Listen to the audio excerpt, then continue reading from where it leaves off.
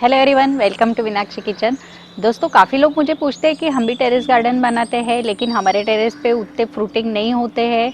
आपके टेरेस का क्या सीक्रेट है? तो आज मैं वही सीक्रेट बताने वाली हूँ कि मैंने सॉइल मिक्सचर कैसे बनाया था। तो उसके लिए सबसे मेन रोल जो होता है वो हमारे सॉइल का होता है। हम सॉइल मिक्सिंग कैसे करते हैं उस पर ही हमारे पूरे पौधे फूल सारे डिपेंड करते हैं। तो सॉइल मिक्सचर जो है वो हमारा एकदम परफेक्ट चाहिए। उसमें अगर आप कोई भी प्लांट लगाते हो, कोई भी पौधा लगाते हो तो अच्छे से लगना चाहिए। तो उसके लिए हमारी मिट्टी जो है वो एकदम अच्छी चाहिए। मैंने जब मेरा टेरेस गार्डन बनाया तो मैंने क्या प्रपोर्शन लिया था ये सीक्रेट मैं आज आपको बताऊंगी। मैं उस पर कौन सा कंपोस्ट यूज़ करती हूँ ये भी मैं आपको दिखाऊंगी। और मैंने काफ़ी सारे टेरेस के वीडियो डाले हैं, वो भी आप देख सकते हो। तो चलिए सॉइल मिक्सिंग का वीडियो हम बनाते हैं। सबसे पहले मैं आपको बताऊंगी कि हमें मिट्टी कैसे चाहिए। तो ये मैंने यहाँ पे मिट्टी लाई है। ये दो टाइप की मिट्टी है। एक तो ऐसी मिट्टी है, ये एकदम हार्ड है। आप देख सकते हो ये मिट्टी बिल्कुल ही टूट नहीं रही है, एकदम बहुत ज़्यादा हार्ड है। इसमें हमारे पौधे जो है उसके रूट ग्रो ही नहीं कर सकते, क्योंकि उनको फैलने के लिए पोरस मिट्टी चाहिए होती है। और ये जो है ये हमारी गार्डन सॉइल है जो हमें मार्केट में मिलती है। तो हमें ऐसी मिट्टी चाहिए। अगर आपके पास ऐसी सॉइल नहीं है, अगर ये थोड़ी सी ऐसी हार्ड सॉइल है, तो इस मिट्टी को हमें पोरस बनाना पड़ेगा। तो उसके लिए क्या क्या डालेंगे ये भी मैं आपको बताती हूँ। जब भी आप सॉइल लेने जाते हो तो हमें ऐसी ही सॉइल लेनी है जो थोड़ी ऐसी पोरस हो। अब मिट्टी में हमें क्या क्या ऐड करना है वो मैं आपको दिखाऊंगी। काफ़ी लोगों को गार्डनिंग का शौक होता है, लेकिन उनको पता नहीं रहता कि मिट्टी कैसे बनानी है। सॉइल मिक्सचर बहुत ज़्यादा डिपेंड करता है पौधों के लिए। ऐसा नहीं है कोई भी सॉइल ली उसमें कोकोपीट रेड डाल दिया हो गया। उसमें हमें और कुछ ऐड करना पड़ता है जिससे बहुत अच्छे से फ्लावरिंग फ्रूटिंग होती है। तो उसके लिए हमें क्या लगता है देखिए, मिट्टी को हमें पोरस बनाना है तो उसके लिए हमें रेत लगती है, कोकोपीट भी लगता है। कोकोपीट जो है वो हमें डायरेक्ट नहीं लेना है। हमारा जो कोकोपीट है वो बहुत ज़्यादा एसिडिक होता है, बहुत ज़्यादा पीएच लेवल होती है उसकी। तो हमें यूज़ करने से पहले उसकी पीएच लेवल जो है वो कम करनी पड़ती है। तो वो हमें 3 बार पानी से वॉश करना पड़ता है, तब जाके उसकी पीएच लेवल कम होती है। सैंड हमें लेना है क्योंकि मिट्टी को हमें पोरस बनाना है। आपको पता ही है जैसे सैंड जो होती है वो हमारी मिट्टी को थोड़ा सा पोरस बनाएगी। और कोकोपीट जो है वो मॉइस्चर पकड़ के रहता है, और हमारे मिट्टी में मॉइस्चर रहना भी बहुत ज़रूरी है। इसलिए हम कोकोपीट यूज़ करेंगे और उसी में हम नीम खली ऐड करेंगे। नीम खली जो होती है वो नीम का चूरा होता है। इससे हमारी जो मिट्टी है उसमें अंदर तक फंगस नहीं लगता, बैक्टीरिया नहीं जमते, जो भी कीड़ वगैरह लगती है पौधों को वो नहीं लगती नीम खली से। इसलिए नीम खली ऐड करना बहुत ज़रूरी है। उसके बाद हम आते हैं नीम खली की तरफ। नीम खली जो है वो दो फॉर्म में मिलती है, एक तो ऐसे पाउडर फॉर्म में होती है और एक जो है वो ऐसी थोड़ी सॉलिड फॉर्म में रहती है। तो ये जो है सॉलिड फॉर्म वाली ये बहुत ज़्यादा दिन तक टिकती है, मतलब ये धीरे धीरे मिट्टी में मेल्ट हो जाती है। नीम खली जो है वो किस लिए होती है ये मैंने आपको बताया। तो नीम खली हमें जब सॉइल मिक्सिंग करते हैं तब एक ही बार डालनी है, बार बार नहीं डालनी है। अगर एक बार डाली तो 1 साल हो जाता है। और अगर आपके यहाँ ज़्यादा फंगल लगता है पौधों को तो आप साल में 2 बार डालिए, लेकिन 2 से ज़्यादा यूज़ नहीं करना है इसका, अदरवाइज़ ये भी हमारे पौधों को ख़राब कर देगा। और साथ में हम इसमें ये परलाइट भी डालना है। अगर आपके पास परलाइट नहीं है, आपको अगर ये अवेलेबल नहीं होता है तो कोई बात नहीं, लेकिन अगर मिलता है तो आप ज़रूर डालिए, क्योंकि ये परलाइट जो है वो हमारी मिट्टी को पोरस बनाता है।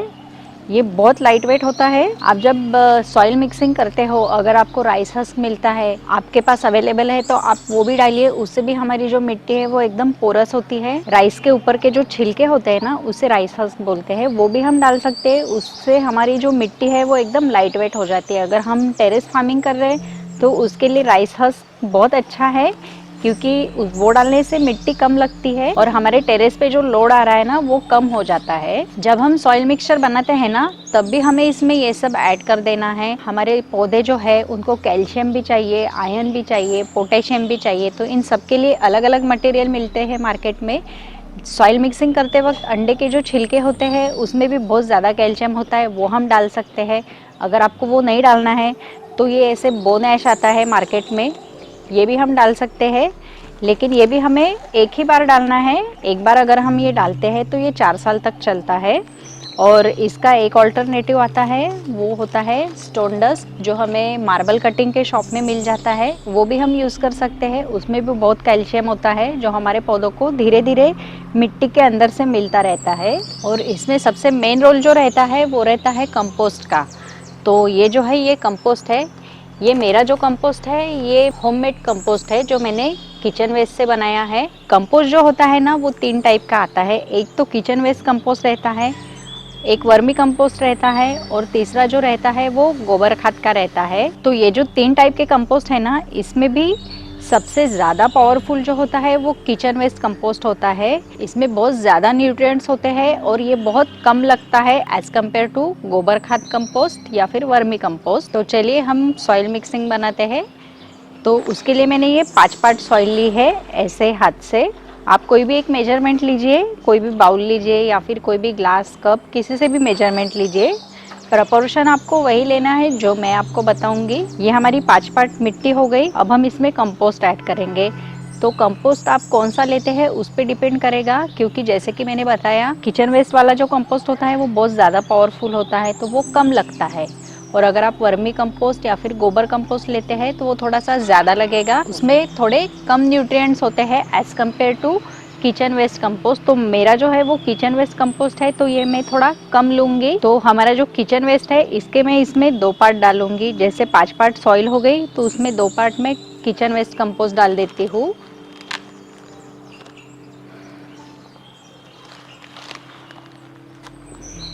ये हमारा 2 पार्ट किचन वेस्ट कंपोस्ट हो गया। अगर आप वर्मी कंपोस्ट ले रहे हैं तो उसके आप 3 पार्ट डालिए, और अगर आप गोबर कंपोस्ट ले रहे हो तो आप उसके 4 पार्ट डालिए। आप बोलेंगे कि जो गोबर कंपोस्ट है वो तो ज़्यादा अच्छा होता है, उसमें ज़्यादा न्यूट्रिएंट्स होते हैं। तो पहले ऐसे होता था, पहले की जो गाय थी वो बाहर चरने जाती थी तो वो सारा कुछ खा लेती थी, सब टाइप की वेजिटेबल्स या फिर कुछ भी सब खा लेती थी। लेकिन अभी की जो गाय है वो शेड के नीचे ही रहती है, वो कहीं चरने नहीं जाती, तो उनको रेडीमेड खाना मिलता है और जितना उनको न्यूट्रिएंट चाहिए उतना नहीं मिल पाता। इसलिए अभी जो गोबर कंपोस्ट रहता है उसकी न्यूट्रिएंट वैल्यू थोड़ी कम रहती है। इसलिए सबसे बेस्ट हमारा किचन वेस्ट कंपोस्ट है, इससे हमारा कचरा भी कम निकलता है। किचन कंपोस्ट कैसे बनाना है उसका भी वीडियो मैंने शेयर किया है, वो भी आप देख सकते हो, वो लिंक मैं दूंगी। अब सिर्फ मिट्टी लेते हैं तो हमारे जो रूट्स है वो मिट्टी में दब जाएंगे। मिट्टी जो है हमारी वो पोरस चाहिए, ताकि उसके जो रूट्स है वो अच्छे से फैलने चाहिए। मिट्टी में उसकी ग्रिपिंग हो जाएगी, तो हमें रूट्स को ऐसे दबा के नहीं रखना है, रूट्स को हमें फैलने देना है। उसके लिए हमें मिट्टी को पोरस बनाना है। तो मिट्टी को पोरस बनाने के लिए हम सैंड और कोकोपीट का यूज़ करेंगे। तो अब हम इसमें 1 पार्ट सैंड का डालेंगे। तो ये 1 पार्ट हमारा सैंड का हो गया।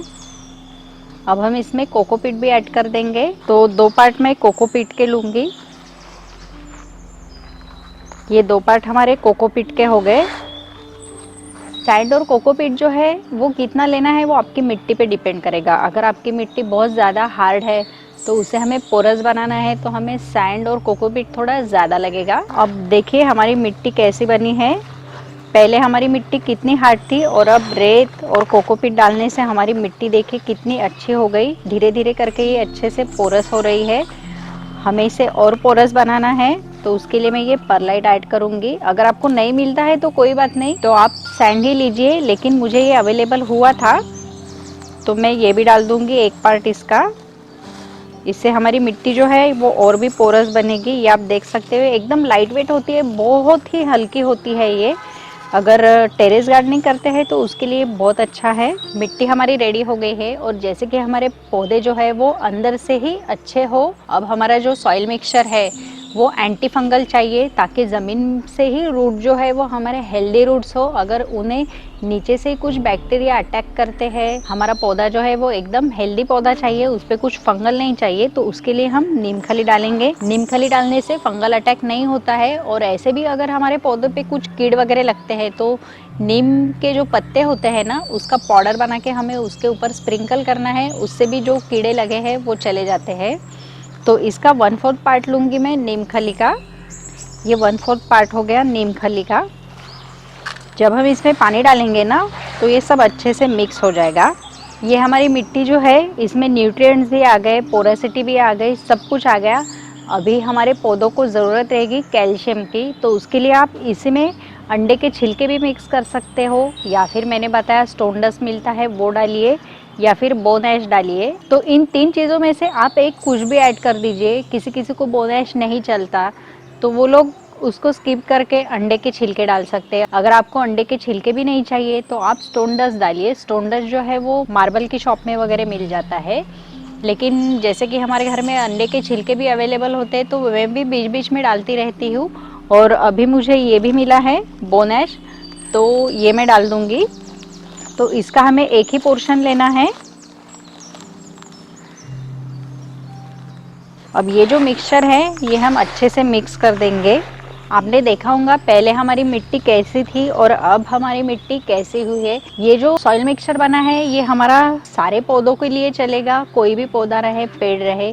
लेकिन अगर आपको जैसे वाटरमेलन हो गया, मस्क मेलन हो गया, या फिर ककड़ी हो गई, अदरक हो गया, उसके लिए हमें थोड़ी सी रेत का प्रोपोर्शन जो है वो ज़्यादा लगता है। तो जब मुझे वाटरमेलन, मस्क मेलन लगाने रहता है तो उसमें मैं रेत का प्रोपोर्शन थोड़ा और ऐड कर देती हूँ, क्योंकि ये जो वाटरिंग फ्रूट है उनके रूट्स जो है वो फाइबरस रहते हैं, उनको फैलने के लिए ज़्यादा जगह चाहिए। तो हमारी रेत डालने से हमारी मिट्टी का जो मिक्सचर है वो थोड़ा सा पोरस हो जाता है और उसके रूट्स फैलने के लिए उनको अच्छे से जगह मिल जाती है।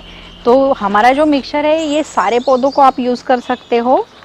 ये जो हमारा सॉइल मिक्सचर है वो एकदम परफेक्ट सॉइल मिक्सचर बना है। इसमें न्यूट्रिएंट्स भी आ गए, कैल्शियम भी आ गया, जो जो हमारे पौधों को चाहिए वो सब इसमें आ गया है। आप इसमें कोई भी पौधा लगाइए, कोई भी प्लांट लगाइए, वो एकदम अच्छे से ही लगेगा। मैंने जब टेरेस गार्डन बनाया था तो मैंने सेम मिक्सचर बनाया था।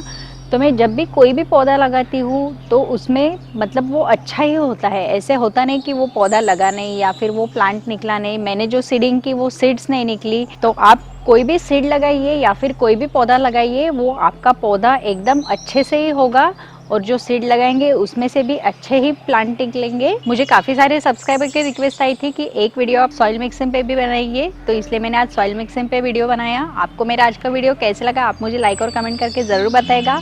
और अगर आप मेरे चैनल पे फर्स्ट टाइम विजिट कर रहे हो और अगर आपने मेरा चैनल सब्सक्राइब नहीं किया होगा तो प्लीज़ सब्सक्राइब माई चैनल। मिलते हैं नेक्स्ट वीडियो में। Bye bye.